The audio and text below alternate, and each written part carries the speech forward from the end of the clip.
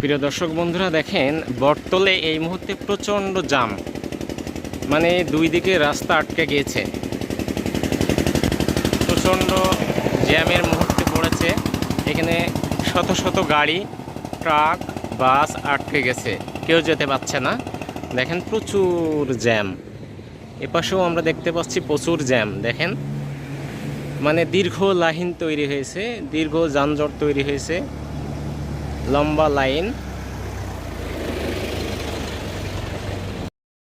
কি কারণে জ্যাম হয়েছে আমরা সেটা আপনাদের সামনে গিয়ে জানিয়ে দেব। এখানেও দেখছেন প্রচুর গাড়ির লম্বা লাইন।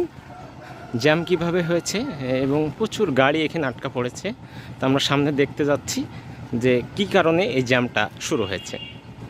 বিরক্ত হয়ে যাচ্ছি, এই ডাহা রোদ, দুপুরের প্রচণ্ড রোদে মানুষ গাড়িতে আর থাকতে পারছে না, অস্থির হয়ে যাচ্ছে।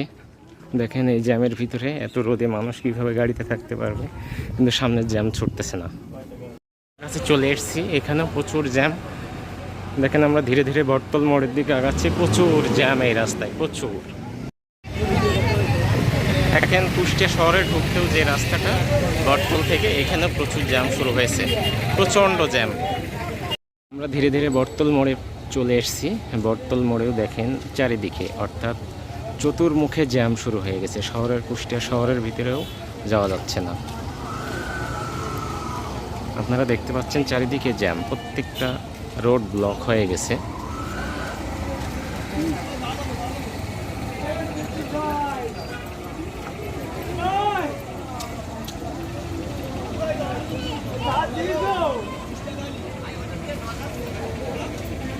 বের হতে দিচ্ছে না।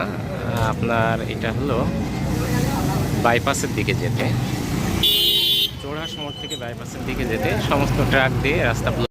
আমরা ধীরে ধীরে বটতল মোড়ে চলে এসেছি। বটতল মোড়েও দেখেন চারিদিকে, অর্থাৎ চতুর্মুখে জ্যাম শুরু হয়ে গেছে।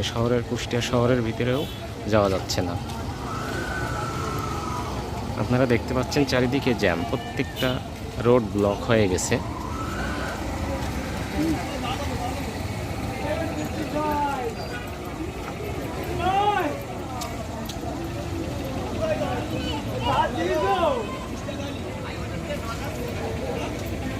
বের হতে দিচ্ছে না।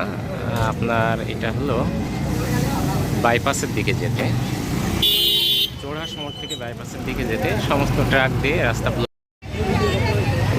দেখেন কুষ্টিয়া শহরে ঢুকতেও যে রাস্তাটা বটতল থেকে, এখানেও প্রচুর জ্যাম শুরু হয়েছে, প্রচণ্ড জ্যাম।